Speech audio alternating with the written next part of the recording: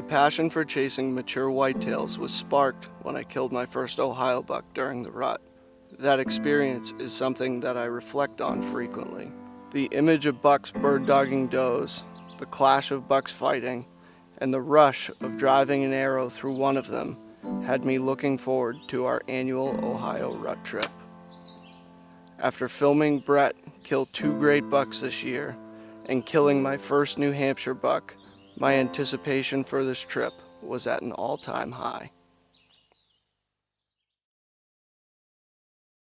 It's November the 2nd, and we're here in Ohio. We drove through the night last night, and we got here about 9 o'clock. We checked some cards this morning, and just kind of checked out the area, saw what was going on. And we're actually going in and hunting the same food plot tonight that Brett shot Tippy in.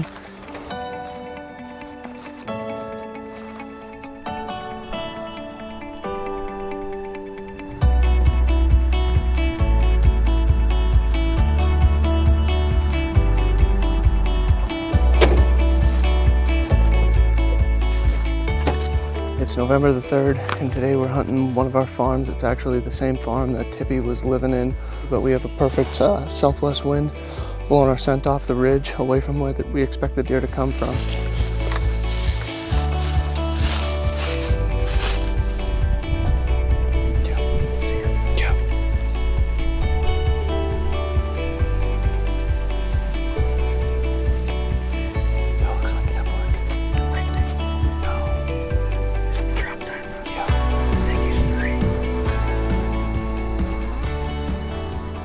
We just had a double drop tying buck cruise through.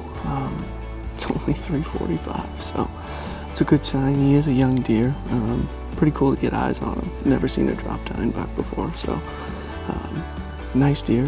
Got the old blood flowing, and we're gonna have to stay sharp for the rest of the evening. But it definitely seems like things are getting rocking.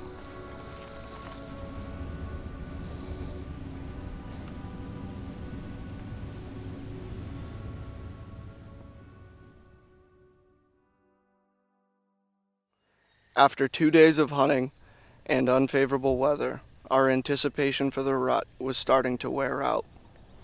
Thoughts that we had used up all of our luck with the first 5 sits of the season ran through our minds. Now the month we all wait for was looking dim. It's November the 4th. This is our first morning sit on our farms. The temps are actually supposed to climb throughout the day and get into the 60s. So we're probably not going to hunt our farms this afternoon due to the high temperature. But later in the week it's supposed to drop off and be really, really good. I don't know, deer could be on their feet with this front that's pushing in, so I'm going to sit tight.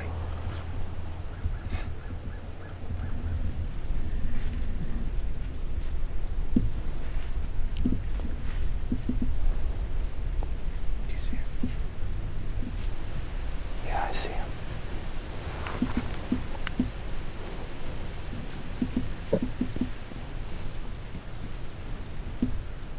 I feel like he's gonna bed down right there.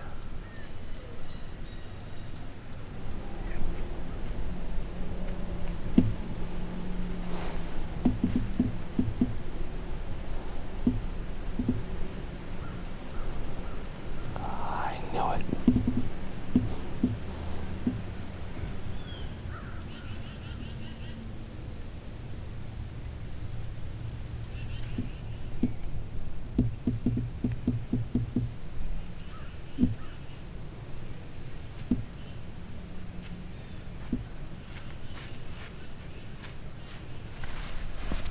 Well, it's 9 o'clock, and just had a 1.5-year-old came in from actually the opposite direction I expected deer. We expect to see deer coming from this morning, and he came down, bedded at 19 yards here, and was kind of laid there, groomed himself and for half an hour, and got up and walked off. So he didn't sense anything was wrong, but not seeing the movement we expected this morning so far. Great squirrel movement, but that's about it.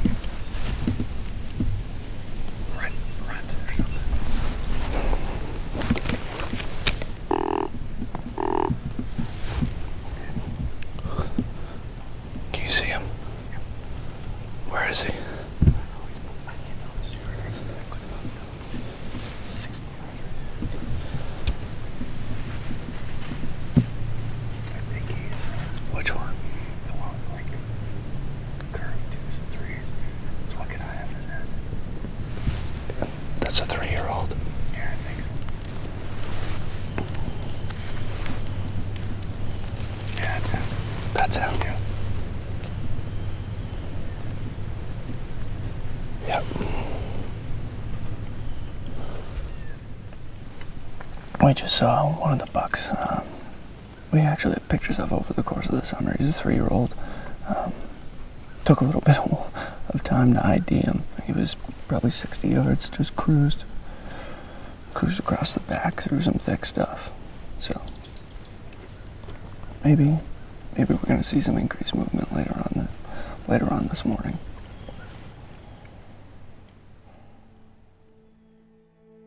We checked cameras and noticed that most of the bucks we had been getting pictures of weren't on our farms anymore, or they had turned into ghosts. We decided to make a change and hunt some public land nearby. We snuck in and got our muddies hung in an area that we thought could produce some good rut action. The first night we only saw one doe, but anticipated good morning movement the next day. We saw one solid 3-year-old and some younger bucks, but nothing we wanted to shoot. After giving our farms a break for a day, we decided it was time to get back in below the CRP field where we encountered that 3-year-old cruising, thinking that it was just a matter of time before we caught a mature deer cruising through this same area. It's November the 5th, and we're hunting a stand that we hunted the other morning. It's on the back side of this brush field, and we're anticipating good movement. We saw good movement this morning from some younger bucks. We actually saw one decent 3-year-old when we were hunting public land. It's about 1 o'clock now. It's a little bit early, but you never know. It's Ohio in the rut, and these bucks are going to be on their feet early. So I'll tell you a little bit more about the setup and the deer we're hunting when we get in there.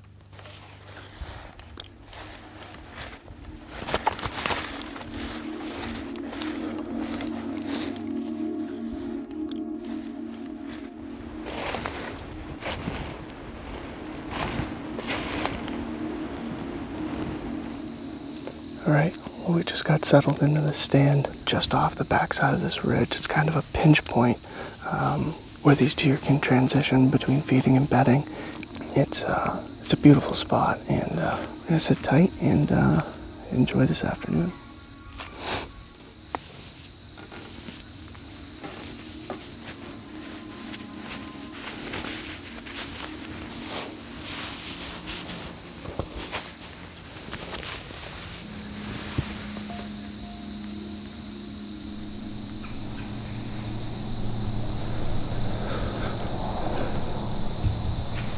Safe to stand up.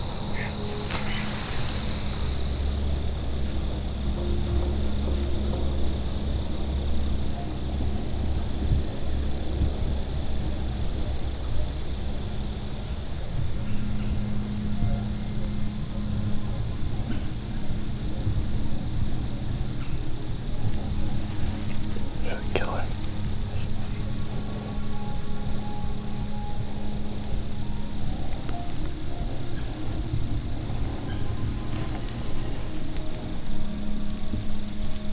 Am I shooting her or no?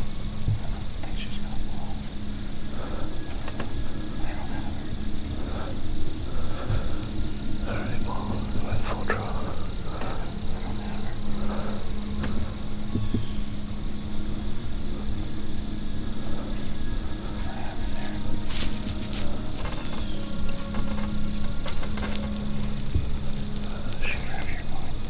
What?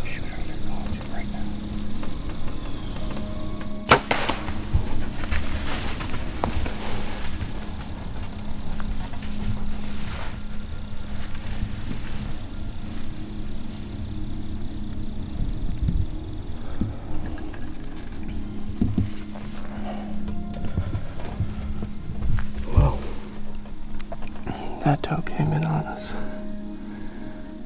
I'd say 45 minutes an hour ago, and bedded down 40 yards from us.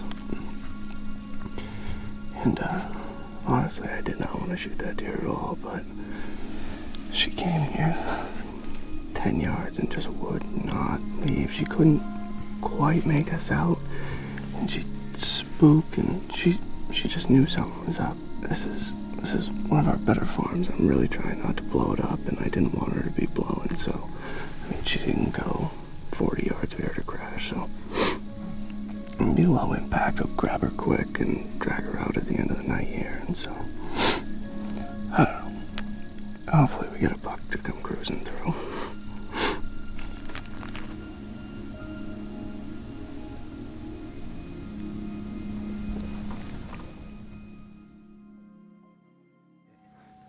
All right, well, we just came up on her and put a good shot on her. We didn't wind up seeing anything else the rest of the evening. Heard a little bit of chasing down in the bottom, and that was pretty much it. Thinking tomorrow, I mean, just trying to stay positive.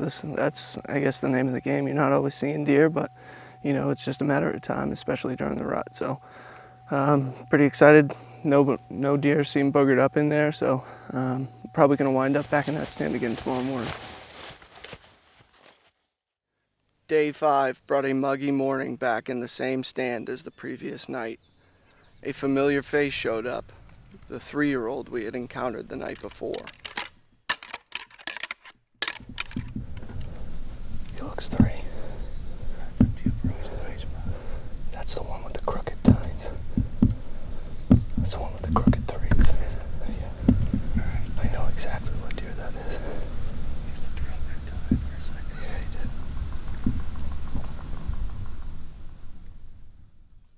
With heavy storms pushing through that afternoon, Brett and I climbed into the redneck for an evening sit.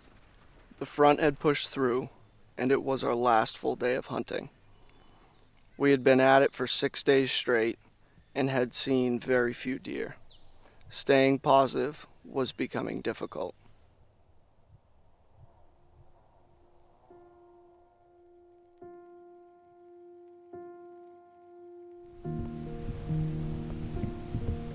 It's November the 8th, and we're back here on the backside of this brush field again. We've hunted this stand several times. The reason being, originally, because we wanted to keep the pressure off the main part of our farm. However, after going into the middle of our farms yesterday and doing some camera checks, we're really not seeing the deer that we expect to. Hopefully one of the bucks we know, or a new buck, a mature buck, cruises through here this afternoon. All it takes is one hot doe, and totally turns everything upside down. So, I don't know. We've gotten pictures of one buck we called the junk buck. He's one I'll certainly kill, being that it's second to last day and we're only hunting the morning tomorrow. So maybe he'll come cruising by. Who knows?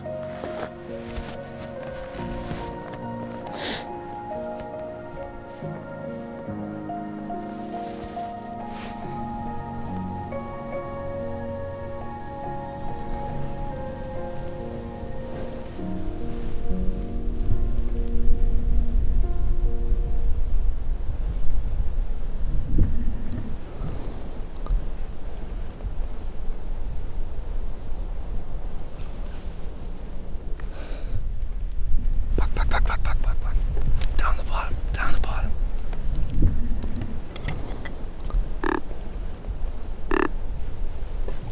He's coming.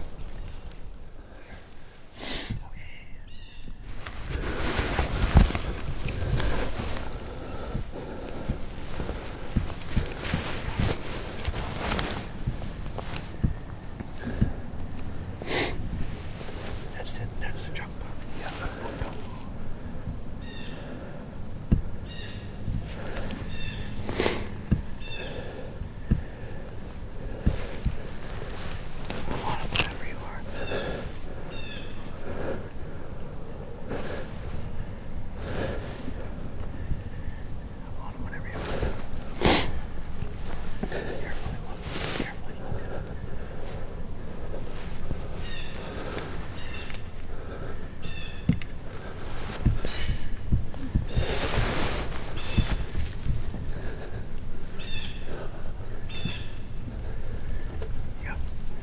Yeah. Meh.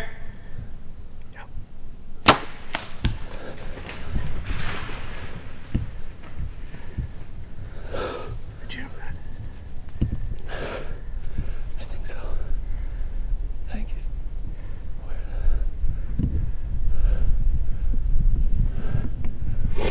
he's still standing right there.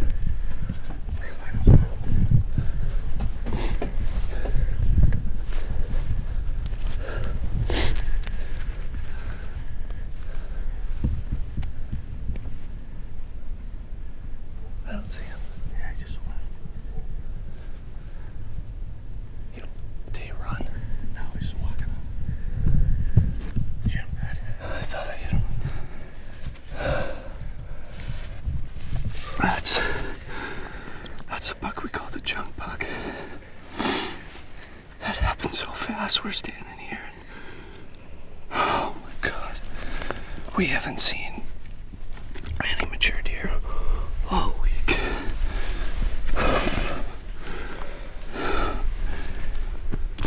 And that buck just came in out of the bottom, and I told Brett, I said, buck, buck, buck, buck, buck. I'm fairly certain I hit him good. I might have been a little bit high. I don't know, he walked off.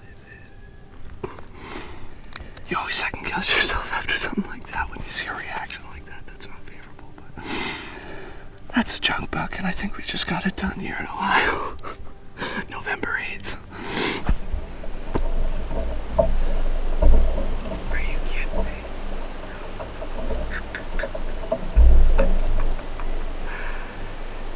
It's a horse. He's a big deer. I told you this deer is a horse. I want to watch that when it's back real quick. All right, well, we just got down here, and we actually went back to the house and took off some of our layers, and we just got on the blood trail here. The blood looks really good, and we're looking forward to getting our hands on this deer at the end of it.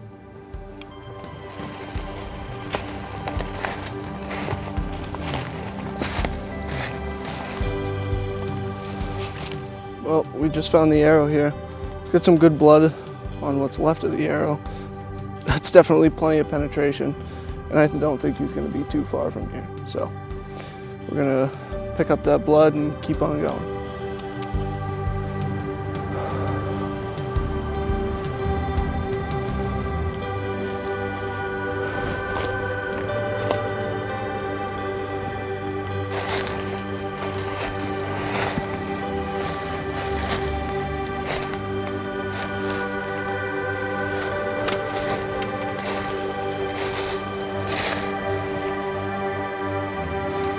There he is. Oh.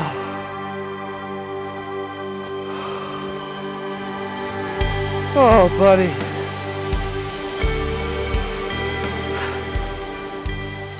What a cool deer. Oh, jeez. Oh.